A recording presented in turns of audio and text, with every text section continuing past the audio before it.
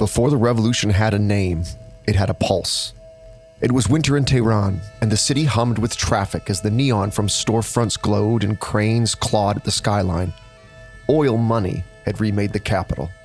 It was modern, fast, and unrecognizable to the previous generation. But underneath the engines and ambition, there is something else. Tension. Everything felt in motion. This was supposed to be the prize of progress.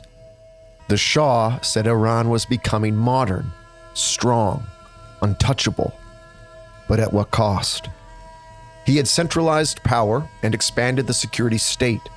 His intelligence service monitored, imprisoned, and tortured dissidents. And then the whispers started. You'd hear a name said quietly, like it mattered who was listening. He wasn't even in the country because he had been exiled years earlier, but somehow he was everywhere. On tapes, in mosques, in conversations that stopped when someone walked in. Among students, merchants, clerics, and all of those who agree on almost nothing, except they agree on this. The Shah must go.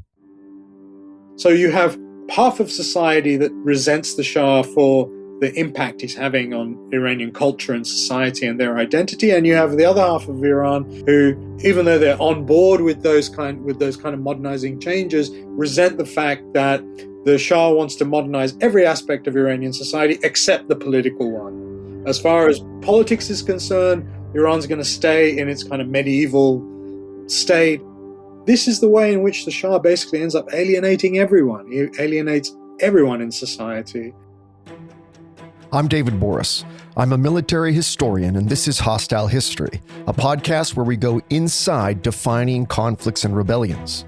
Today, I'm joined by historian Roham Alvandi from the London School of Economics and Political Science as we travel back in time to chart how a modern monarchy, which was armed, wealthy, and globally backed, lost control. This is Iran, Oil, Power, and Protest, Part 1. In the shadow of the Shah. Iran is a nation with a vast epic history, and today it dominates the headlines. But whether you hear about protests in Tehran, negotiations over nuclear programs, or even oil prices in the Hormuz, those issues are not just contemporary events. They can be traced back to a story that began long ago. So let's start there. The first thing to understand about Iran is that it's a very unusual country in the post-colonial kind of global south because it's not a post-colonial country. Iran was one of a handful of countries in Asia that were never colonized by Britain or France.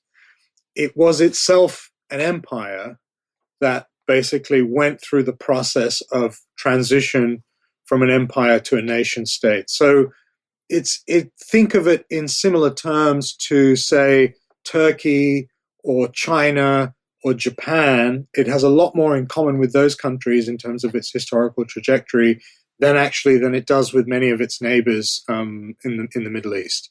And that really impacts how Iranians see themselves and their place in the world. That's Roham Alvandi. He is an associate professor at the London School of Economics and has written extensively on Iran's modern history and the history of U.S.-Iranian relations.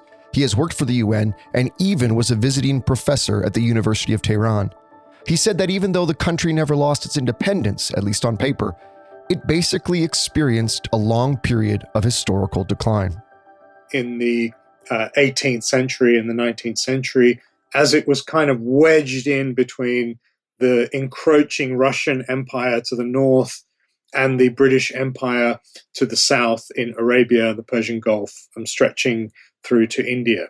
So, the Iranians were these people with a memory of their glorious past of the ancient Persian Empire, but they found their domains shrinking and found themselves losing kind of one war after another to the British and the Russians, and also found themselves subject to kind of imperial intervention by the British and the Russians in their internal affairs. And that, over the centuries, has kind of bred a mentality that is very conspiratorial, a kind of point of view, particularly when it comes to foreign powers, that, everything is not as it appears, that there is always something going on behind the curtain that we're not aware of. And that sort of experience carries through into the 20th century. As Roham said, Iran was once the center of the most powerful empire on the planet, the Persian Empire. Its history has unfolded across a dramatic and unforgiving landscape. So Iran is a huge country, okay? It's about 3 times the size of France in terms of geography. And it has a population today of around 90 plus million. So this is an enormous country, and its topography is very diverse. So the center of the country is very arid and dry. If you imagine those old Hollywood Western movies that were filmed in places like Arizona and Utah, that's the kind of landscape, in central Iran. But then if you go towards the north of the country along the Caspian coast, it's very fertile. There's a lot more rainfall. It's mountainous, so it's a lot greener. And then you have a kind of ring around the Iranian plateau of essentially mountain ranges, the Zagros mountain range on the eastern side of Iran, that provide most of the water for Iran. So if you can imagine, there's enormous rainfall in the mountain ranges. That water kind of filters down into the valleys. And over the centuries, the Iranians developed these really sophisticated irrigation networks to basically be able to farm and have agriculture. So the main issue in Iran basically is water, the absence of water and the precious scarcity of water, and also a very, very arid and mountainous sort of topography, which makes it very difficult actually to historically to have a central government that could control the whole country. It's only really in the modern period that, because of technological changes, that central government is able to effectively exercise its writ throughout the whole country. So you have these issues of geography and climate. He said that the towering Zagros Mountains in the west and the Alborz Mountains in the north surround the Iranian plateau, which forms a natural fortress of rock and desert. This geography has always shaped power. Within it lie vast salt wastes like the Dasht-e Kavir and the Dasht-e Lut, isolating communities yet fostering resilience. From these harsh conditions emerged one of the world's earliest civilizations. Ancient peoples settled along mountain foothills and fertile valleys, eventually giving rise to empires like the Achaemenids, who forged a vast imperial network stretching from Egypt to India. The geography protected it, but also funneled invasions through narrow corridors, bringing Greeks, Arabs, Mongols, and many others into its orbit. The spread of Islam in the 7th century transformed its religious and cultural identity, while Persian language and traditions endured and radiated across the region. Roham Alvandi said that Iran was never merely conquered. It absorbed and reshaped influences into something uniquely its own. Those 90 million Iranian people are fairly diverse. About 52% of them are Persian speaking, so Persian is their first language. But you have significant populations for whom Persian is their second language. They might be primarily Azeris, who speak a Turkic language. They might be Kurds. They might be Baluchis. They might, so they are all, I think the thing that kind of homogenizes Iran to some extent is that about 95% of Iranians are Shia Muslims. So that plays a big role in kind of unifying the country. And I think also there is a sense of Iranianness, of a high Iranian high culture that really transcends kind of ethnicity in Iran, particularly among in sort of urban areas and amongst kind of Iranian middle class, regardless of their ethnicity or religion and so on. It's something like, if you can imagine the role that, say, Greek culture played in the ancient world, or sort of Greek and Latin culture played in medieval Europe. There is this sense of Iranianness that's not really rooted in race or ethnicity or anything like that. It's rooted in culture that has kind of survived and adapted over the centuries, regardless of what's happened sort of politically in the country. Dynasties have come and gone, and conquerors have invaded and been conquered, and but that memory of and that sort of understanding of Iranian culture has survived and is really the basis for Iranian nationalism that is very, very strong.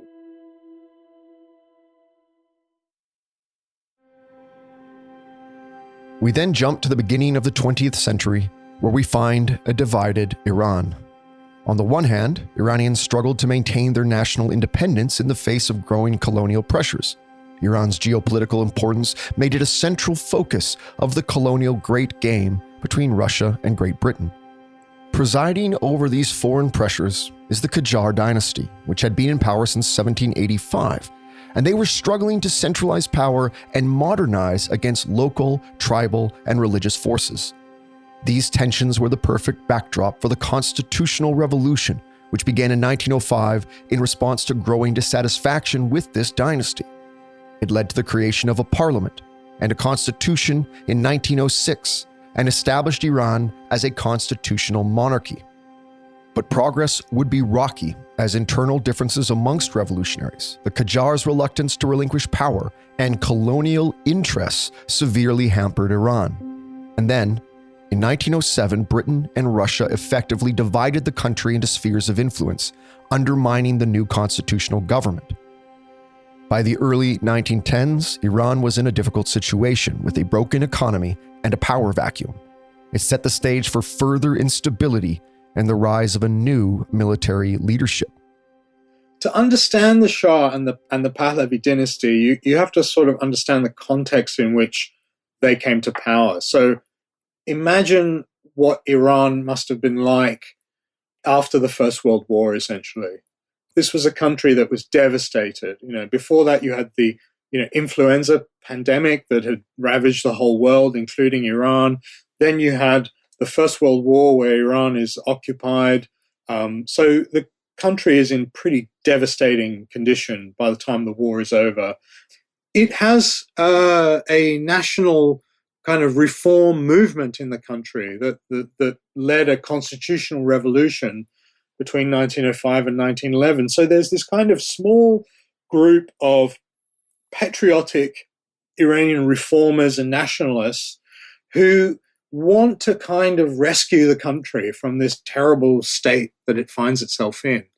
But they're looking for a figure, somebody who can sort of reunify the country, who can act as a kind of agent of nation building in Iran. This crumbling empire, needs to be saved somehow. And the person that basically emerges into that to play that role is Reza Khan. Reza Khan was a Cossack officer. He was an Iranian officer in the Cossack Brigade, which was a military unit created by the Russians in Iran as a personal bodyguard for the previous dynasty, the Qajar dynasty.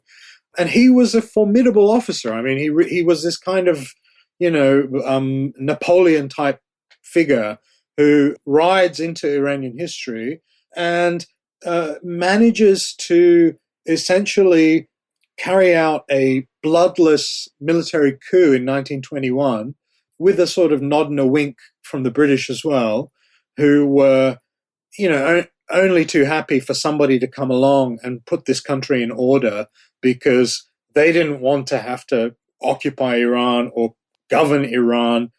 Post-World War I era instability brought to power Reza Shah, the founder of the Pahlavi dynasty, who eroded the constitutional powers and centralized his own authority. So Reza Khan was a great solution. Here was a guy who had the charisma and the authority, this kind of man on horseback who could reunify the country. And he very much modeled himself on Mustafa Kemal Ataturk. in neighboring Turkey. That was the model, if you can imagine, in the 1920s, 30s. These kind of strong men, you got Mussolini in Italy. This was the kind of modernizing authoritarian figure that was going to kind of be the wave of the future. And initially he wants to create a republic in Iran, much like Mustafa Kemal in Turkey. But the Shia clergy in Iran, the Muslim clerics, talk him out of it because they associate a republic with secularism, much like as in Turkey. And so they much prefer a monarchy because they see the monarch as the defender of the faith. Iran is the only Shia majority country in the world. And the Shah of Iran historically was the kind of defender of the Shia throughout the world. So yeah, they convince him to essentially take the crown. And so he's crowned in 1925. He chooses the name Pahlavi for his dynasty, which is an ancient Iranian language. So it's, again, harking back to that sense of Iranianness, that sense of Persian grandeur, kingship, all of that. And he sets about essentially transforming this crumbling Persian empire into a modern nation state, starting with the creation of a modern Iranian army, which he uses to put down revolts and rebellions all throughout the country, but also building pretty much all the major modern institutions that exist up until today in Iran. Everything from Tehran University to Trans-Iranian Railway to, you name it, the National Bank of Iran, the Bank Milli. All these institutions basically are created in this early Pahlavi period. But his project is essentially cut short by the Second World War. The war would be a catalyst for further change in Iran. Reza Shah, as he's now known, is a little too friendly with Hitler's Germany for the likes of Britain and the Soviet Union. Iran is neutral, but as you can imagine, from an Iranian point of view, a German victory in the Second World War would not necessarily be a bad thing. If the British Empire and the Soviet Union, who are the two big imperial powers close to Iran's borders, if they're defeated, and the distant country, Germany, which has no colonial interests in the Middle East or no colonies or possessions in the Middle East, if they're victorious, it's not necessarily a bad thing from an Iranian point of view. So, because of these kind of German sympathies, Britain and the Soviet Union invade Iran and force Reza Shah to abdicate. And that's when his son, Mohammad Reza Pahlavi, comes to the throne. Very young, 20 years old, no real political experience. His country under occupation, devastating, terrible conditions. If you'd been a betting person in 1941 when Reza Shah abdicated, you wouldn't have bet that this dynasty is going to survive. You wouldn't even necessarily have bet that this country would survive intact. Think about what happened to the Ottoman Empire, what happened to the German Empire, what happened to the Austro-Hungarian Empire, but they do. Remarkably, they do survive. As Roham said, the Anglo-Soviet invasion of Iran in 1941 forced Reza Shah to abdicate to his son, Mohammad Reza Shah. A very astute group of Iranian statesmen play the politics of the Cold War, manage to secure guarantees from the United States that these occupying powers will leave Iran after the end of the war. And pretty much by the skin of their teeth, they managed to survive the Second World War, intact. But they had to contend with and convince him to, essentially withdraw the Red Army from northern Iran, thanks to very strong support from President Truman. So this is the situation that basically the Shah, Mohammad Reza Pahlavi, inherits. But wartime occupation had weakened central authority and fueled nationalist sentiment, and the constitutionalists began to claw back power against the authoritative Shah. So Iran has to build a very strong military force and has to work on essentially strengthening and unifying itself so that it can resist the inevitable pressure that it's going to be under, given its oil resources, given its strategic location, And he sees essentially the United States as Iran's best ally in that endeavor. Again, the United States is the distant superpower. It's oceans away. It's unlikely that it's going to try and come and colonize Iran, whereas the Soviet Union is right across the border. The British Empire is still intact in the Middle East, right? So the Shah is very much looking to the Americans, and he tries very hard to, he and his various prime ministers try very hard to kind of entice the Americans into Iran. But it's a sort of, there's great reluctance because the Roosevelt administration, the Truman administration, they see Iran and the Middle East largely as a British sphere of influence, so they don't want to tread on the toes of the British. They're also not of this kind of colonial imperial mentality.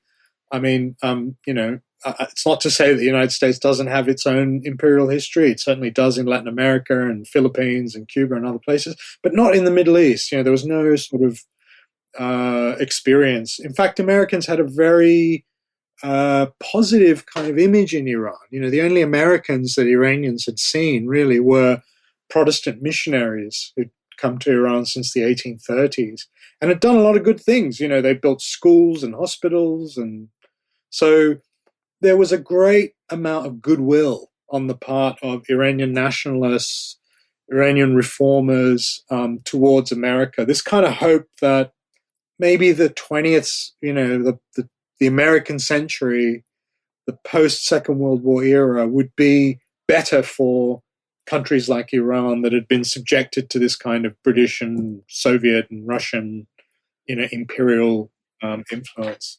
So that was essentially the agenda of the Shah. Try to assert Iran's independence, build the country's strength, modernize it. By 1951, Prime Minister Mohammad Mossadegh nationalized Iran's oil industry, challenging British control and effectively cementing the reestablishment of the constitutional monarchy that had once existed. The government of Mohammad Mossadegh, Prime Minister Mohammad Mossadegh, which had come to power in 1951 on the back of a kind of wave of nationalism, which wasn't unusual. I mean, this was what was going on throughout the region, decided to nationalize Iran's British-owned oil industry, which was the major industry in Iran, most important source of wealth in the country. And this, of course, brought Iran into conflict with Britain.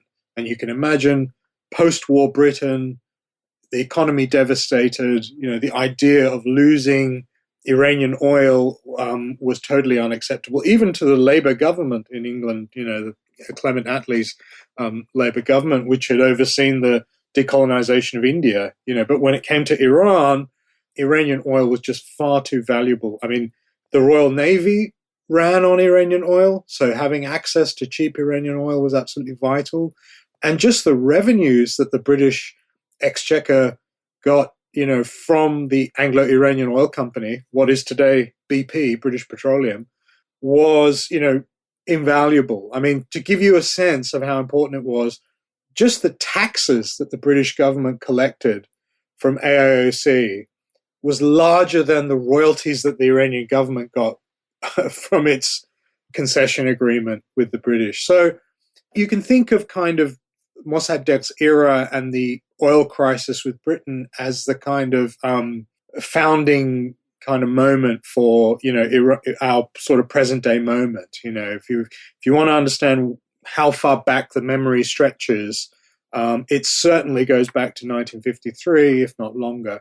And all Iranians know that Britain and the United States, the Central Intelligence Agency and Britain's Secret Intelligence Service, conspired essentially to carry out a military coup in Iran to topple Mossadegh's government.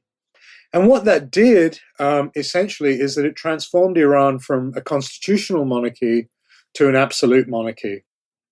As I say, after 1953, the Cold War begins to become so intertwined with this ambition of the Shah that the country gradually morphs into the kind of, right-wing dictatorship that you would have found in a lot of other places. You think of countries like Brazil or Chile or Indonesia or, it became one of these kind of American client states, essentially, after the 1953 coup, where you had a government that used the excuse of the communist threat to justify a kind of authoritarian modernization.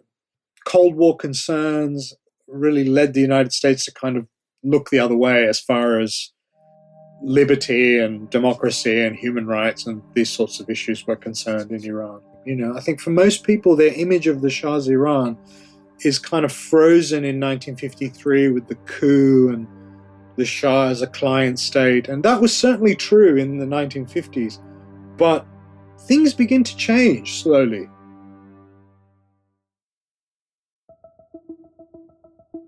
As Prime Minister Mossadegh sought to erode the authoritarian rule of the Shah and nationalized oil, which Britain and the US relied on, he became a major threat to both powers.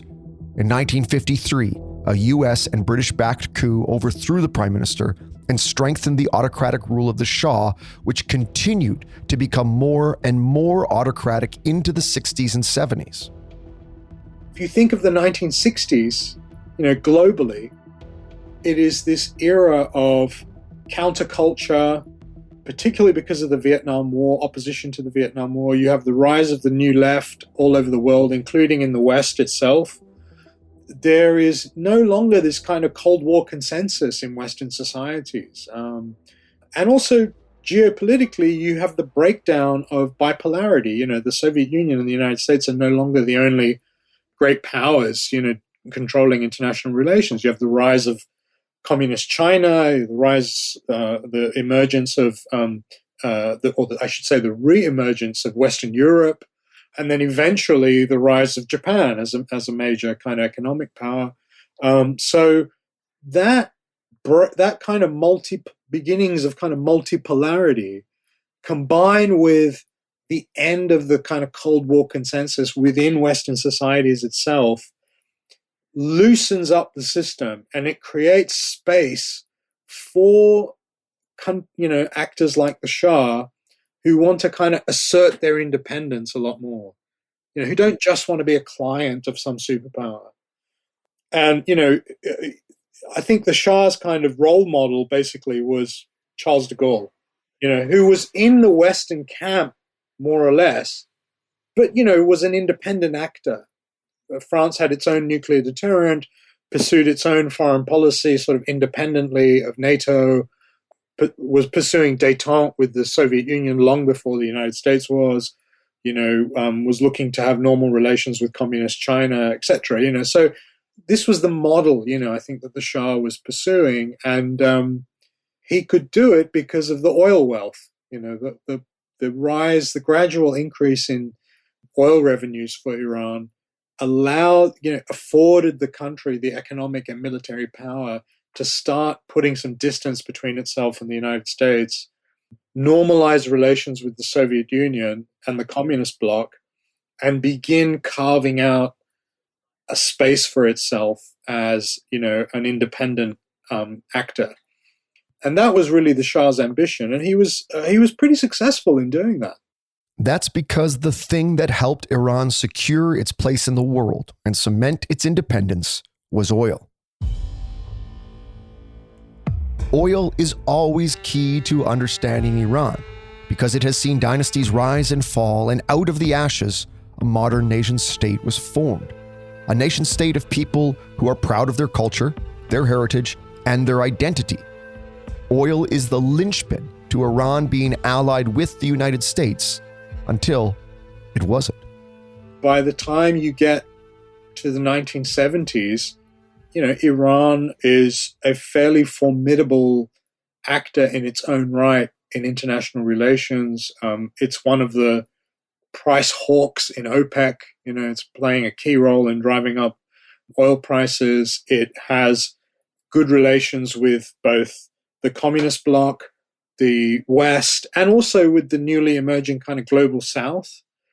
Iran is one of the co-sponsors in 1974 of what's called the New International Economic Order, which was basically the precursor to the the whole kind of Group of 77 and the whole sort of third worldist movement, it's carving out a position that's far more independent from the United States on all kinds of issues: Arab-Israeli conflict, nuclear proliferation, human rights. So, yeah, I mean, that was the kind of trajectory that Iran was on in that decade. But underneath that, and what really wasn't very visible to anyone outside of Iran was the social pressure that was building. Many Iranians came to associate the monarchy with foreign interference and lost sovereignty. By the early 1960s, the Shah had pushed for a sweeping program of reforms, including land redistribution, women's suffrage, industrial expansion, and education initiatives. In Iran, you had a society that was deeply divided, essentially along cultural lines, because of the Shah's reforms and modernization efforts.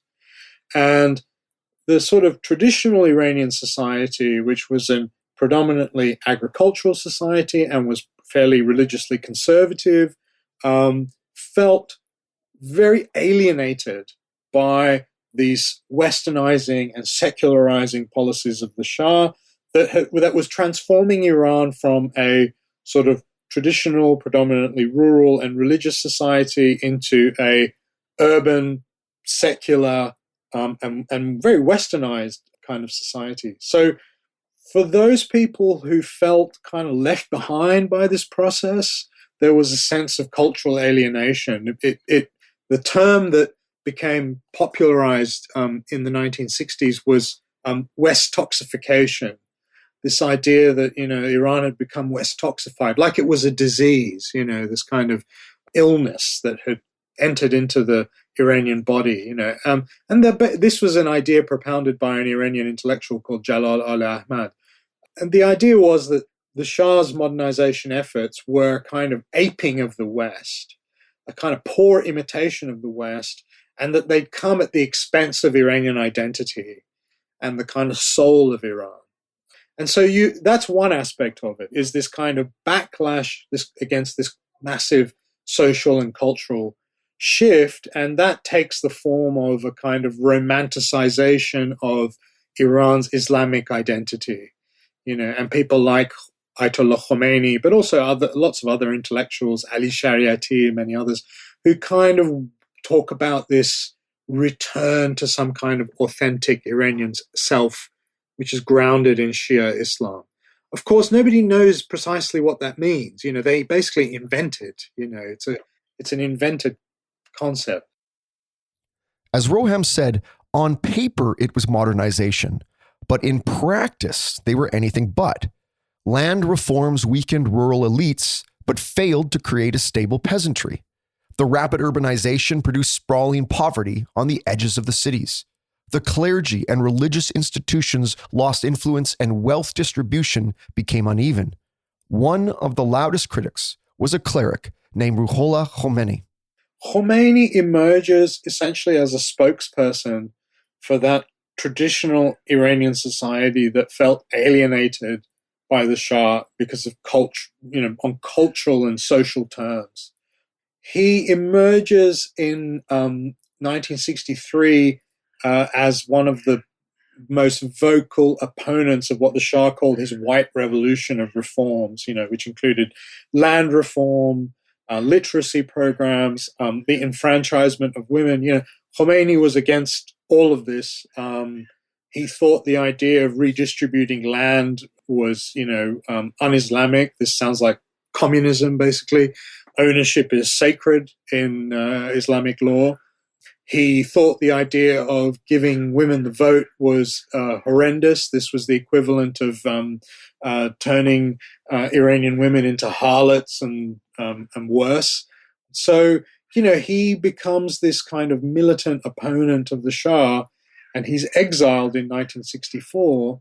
He lives for a while in Turkey, and then eventually ends up in Iraq, where there is a major Shia seminary in Najaf in Iraq. And he teaches there in Najaf and is this kind of irritant for the Shah throughout the 1960s and 70s, constantly issuing denunciations from his exile. But his popularity begins to grow in Iran in the 1970s as the opposition to the Shah becomes more and more radical. More and more Iranians are even those who are not particularly religious, are kind of attracted to Khomeini as this kind of implacable foe of the Shah, whose black and white vision of the world stands in kind of stark contrast to the Shah's rather compromised image. Iran continued to appear outwardly strong and flush with oil revenue as the Shah showcased his ambitious development projects and claimed to be the king of kings while celebrating 2,500 years of Persian monarchy with extravagant ceremonies. Mohammad Reza Pahlavi, who was a young monarch who was actually pretty popular in Iran in the 1940s and 1950s, was transformed from really a kind of symbolic head of state into an absolute ruler who really kind of administered the day-to-day politics of Iran. And as the Cold War progressed, with the support of the United States, he essentially concentrated more and more and more power in his own hands. And basically Iran's place in that world of the 1950s, 60s, and 70s was as a oil-producing ally of the West, of the United States, that shared a 1,500 kilometer border with the Soviet Union. So it was a frontline state in the Cold War. And on the surface, it appeared to be a very successful, modernizing, stable country. And in many ways it was, because the Shah was carrying out a pretty ambitious modernization program, reform program, that benefited many Iranians, particularly the sort of urban Iranian middle class. The Iranian women saw their lives completely transformed, under the Shah's reign. Within a generation, women went from being sort of largely illiterate, pretty much confined to roles in the home, to being university educated and entering the workforce and, having economic independence. And so this was these were huge changes in Iranian society. But, as you can imagine, when you have changes of that magnitude, changes that are really impacting society, it's going to create massive political upheaval. The Shah's power came at a great cost. Political opposition had been crushed. The unequal economic growth created inflation and little opportunity in the rural areas, while intellectuals, students, clerics, and workers all felt alienated. So you have half of society that resents the Shah for his, the impact he's having on Iranian culture and society and their identity, and you have the other half of Iran who, even though they're on board with those kind of modernizing changes, resent the fact that the Shah wants to modernize every aspect of Iranian society except the political one. As far as politics is concerned, Iran's going to stay in its kind of medieval state. It's not going to advance. So this is the way in which the Shah basically ends up alienating everyone. He alienates everyone in society. And that all comes to a head in the late 1970s, because in that moment of the late 70s, you have an American president, Jimmy Carter, who comes to office on a foreign basis of, putting human rights at the center of American foreign policy. And so the Shah, worried that he's going to alienate the United States, begins to carry out a liberalization policy in Iran, slightly loosening controls in order to satisfy the Americans and get ahead of this kind of chorus of criticism of his human rights record in the United States and throughout the world. But what that does is it unleashes all of these forces. All this pent-up anger and frustration suddenly begins to blow. The regime's legitimacy had eroded from multiple directions at once. From the secular left to the religious right, what united them was not ideology, but the rejection of autocracy, inequality, and foreign influence. And by 1978, the scene was set. the powder keg was ready to ignite, because what happened next would have a ripple effect that is still being felt to this day. Revolutions always appear impossible until they happen, and when they happen, they seem inevitable. So in a country where there's been no rallies, no open dissent, you can imagine how electrifying it must have been for people to be able to actually gather together, thousands of them, and express their anger, express their dissent, express their opposition. And this wave carries on into 1978, and again, the Shah makes a catastrophic mistake. That's next time on Hostile History, as we continue with part 2 of our series, Iran, Oil, Power, and Protest. Thank you for joining me this week, and a special thanks to Roham Alvandi. He'll be back with us next time as we continue our journey through Iran. Hostile History was written by me, Dr. David Borys, and produced by Curious Cast. Our producer was Dila Velasquez. Our audio producer and sound designer was Rob Johnston. Our executive producer is Chris Dunner-Duncombe, the director of Curious Cast, podcast for curious minds. Hostile History is part of the Canyon Entertainment umbrella. Keep your powder dry.